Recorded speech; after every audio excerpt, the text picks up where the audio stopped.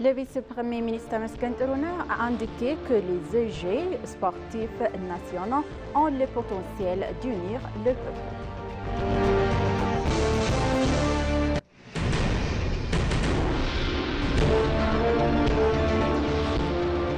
Le ministre des Affaires étrangères, Gédéon Timotheus, a affirmé que la connectivité énergétique régionale est essentielle au développement inclusif et durable des pays africains.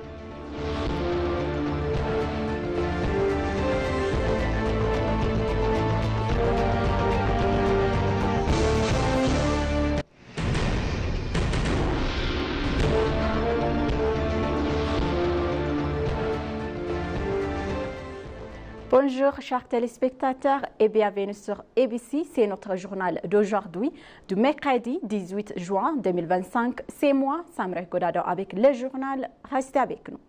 La 6e Chambre de représentants du peuple, dans sa 4e année de mandat, a approuvé à la majorité la proclamation d'amendements visant à parvenir et à contrôler le blanchiment d'argent et le financement du terrorisme. Selon Issa Boro, vice-président de la Commission permanente des affaires judiciaires et juridiques, cette proclamation d'amendement permettra au pays de jouer pleinement à son rôle dans les efforts internationaux dans ce secteur. Il a souligné également que la proclamation précédente compte et contenait de nombreuses dispositions visant à prévenir et à contrôler la criminalité, mais qu'elle n'était pas structurée de manière à être opportune et efficace pour mener à bien son travail. Il a expliqué que la mise en place d'un système juridique et procédural solide et rapide crée un système financier stable, transparent, sain et efficace. Il a expliqué qu'il est nécessaire d'identifier les authentiques et de différentes institutions financières, non seulement la financière, et de déterminer qui sont les investisseurs bénéficiaires. Il a expliqué qu'un système a été mis en place pour faciliter la collecte d'informations et prévenir la criminalité. La Chambre a également renvoyé le projet et la loi sur les startups à la commission permanente compétente pour l'examen.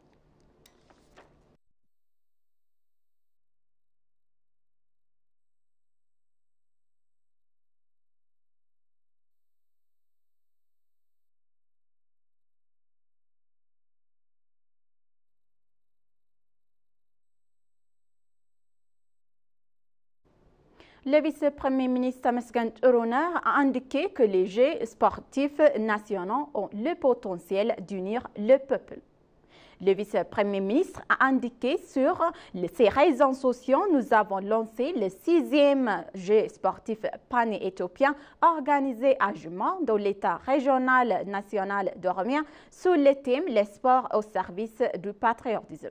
Il a ajouté que ces Jeux qui ont été lancés à Juma, ville natale d'Abadjfar, qui incarne fidèlement ses principes directeurs, est un autre lieu de nationalisme depuis des siècles, offert à nos jeunes athlètes l'occasion de développer les compétences essentielles à la vie quotidienne, inclusion, l'équité, le travail d'équipe et le sens de responsabilité.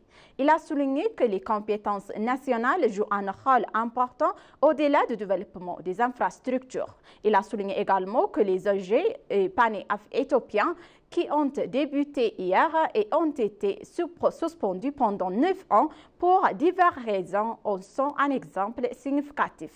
Il a également indiqué qu'il est souhaité de profiter de cette occasion pour exprimer sa gratitude aux administrateurs régionaux municipaux qui ont participé à ces Jeux sportifs, au ministère de la Culture et des Sports, à leurs organisateurs de la compétition, à l'État régional de Oromia et à la ville de Juma.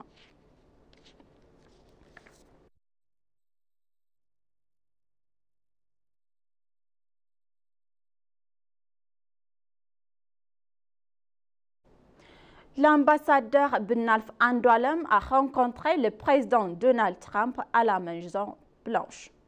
L'envoyé spécial d'Éthiopie aux États-Unis et l'ambassadeur extraordinaire et plénipotentaire Ben Andoalem a rencontré le président américain Donald Trump à la Maison-Blanche. Lors de son arrivée à la Maison-Blanche, l'ambassadeur Ben Andoalem a été accueilli avec une cérémonie diplomatique reflétant les relations de longue date entre l'Éthiopie et les États-Unis. Cette première rencontre marque le début d'un engagement diplomatique renforcé et ouvre la voie à de nombreuses décisions futures de grande importance.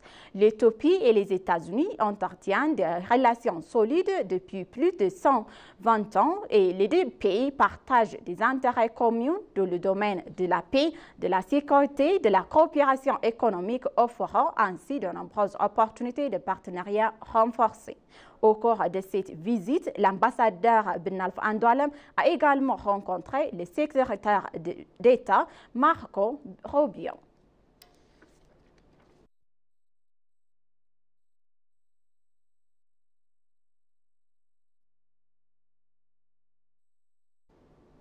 La 4e conférence annuelle sur l'équité et l'intégration régionale du Nil se tient à Addis Abeba.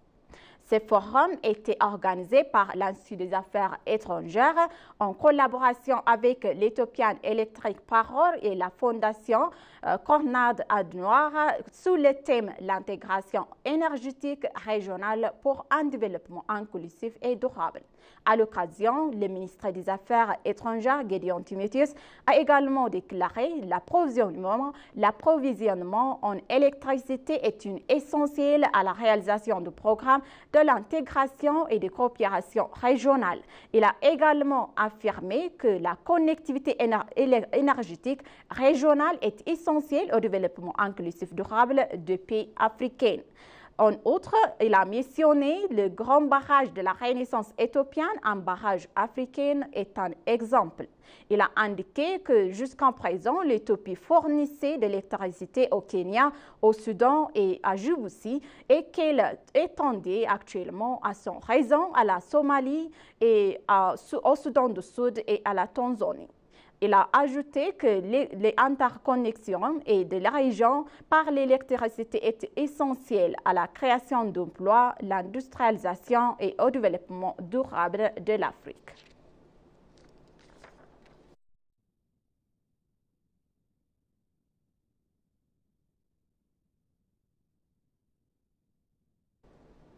Le ministre d'État des Affaires étrangères, l'ambassadeur Adra Abara, a rencontré l'ambassadrice de la République d'Irlande, Olivia Leslie, à son bureau. Les deux parties ont échangé leurs points de vue sur les moyens de renforcer les relations bilatérales par le biais de consultations politiques régulières favorisant un engagement accru. Ils ont également souligné l'importance d'élargir les partenariats économiques et à la coopération existante entre les deux pays. Les discussions ont notamment porté sur les questions de paix, de sécurité régionale et les deux parties ayant exprimé leur vif intérêt pour le renforcement de la collaboration au sein des forums régionaux et multilatéraux. Par ailleurs, la chef de protocole au ministère des Affaires étrangères, Aziza Galeta, a reçu des copies de lettres de créance à Il Hussein Olid Nagui, ambassadeur désigné de la République islamique de Mauritanie, et de M. Abiadayan, ambassadeur désigné de la République de Kazakhstan.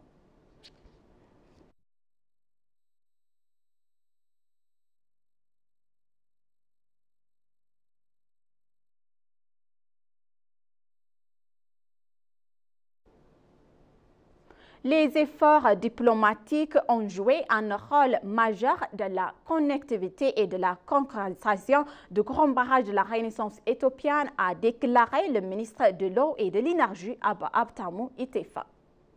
Le ministre de l'Eau et de l'Énergie a déclaré à Addis Ababa, à Addis Media Network, que les efforts diplomatiques ont contribué à la reconnaissance internationale de l'Éthiopie. Le ministre a également déclaré que le grand barrage de la Renaissance éthiopienne est désormais achevé et que le peuple éthiopien a contribué à hauteur de 23 millions de beurre à sa construction jusqu'à présent. Il a ajouté qu'outre les contributions financières, la structure de sécurité a également réalisé de nombreux travaux. Le directeur général du bureau de coordination du projet du grand barrage de la Renaissance éthiopienne, le docteur Aragawi Barrier, a déclaré que le peuple éthiopien soutenait le grand barrage de la Renaissance éthiopienne depuis le début de sa construction, autant que les efforts de diplomatie publique ayant contribué à son succès. Le directeur général a ajouté que le grand barrage de la Renaissance éthiopienne avait montré au monde que les Éthiopiens peuvent y arriver.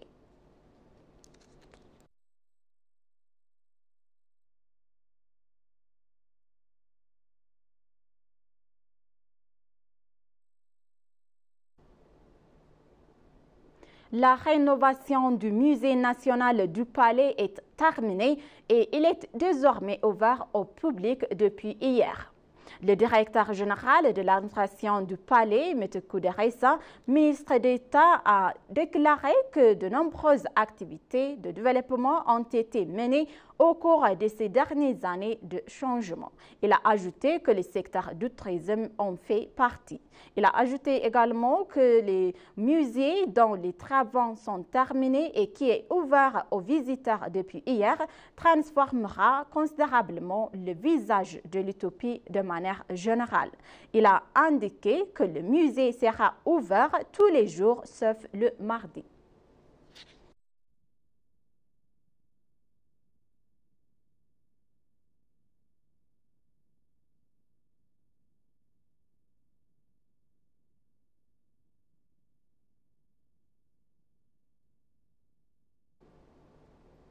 La Commission nationale de réadaptation a annoncé que plus de 56 000 ex-combattants ont été démobilisés et réintégrés avec succès dans leur communauté à ce jour jusqu'à 4 régions.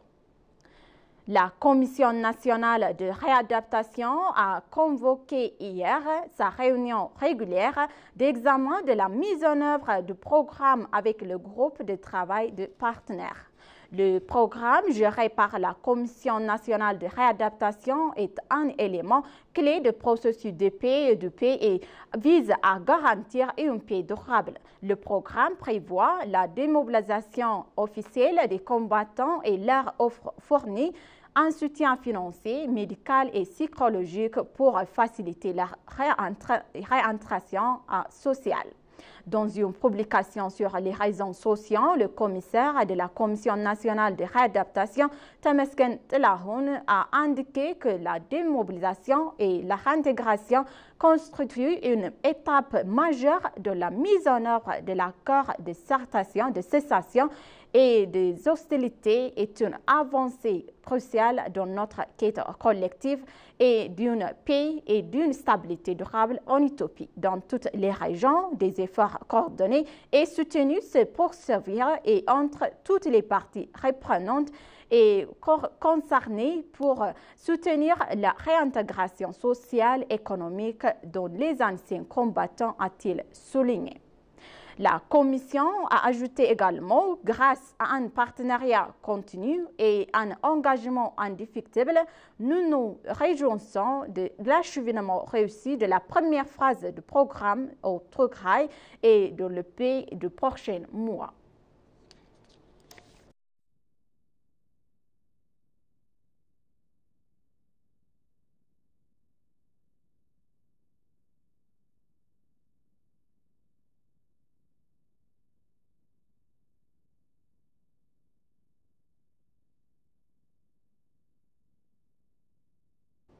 Chers téléspectateurs, maintenant je vous rappelle les titres principaux. Le vice-premier ministre Temesgen Turuner a indiqué que les Jeux sportifs nationaux ont le potentiel d'unir le peuple.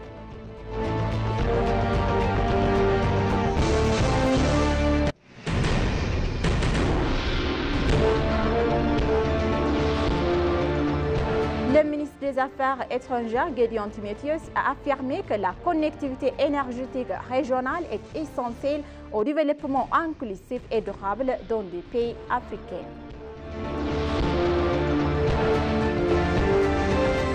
Merci, chers téléspectateurs, d'avoir resté avec nous jusqu'à la fin de notre journal d'aujourd'hui. Je vous souhaite une bonne journée.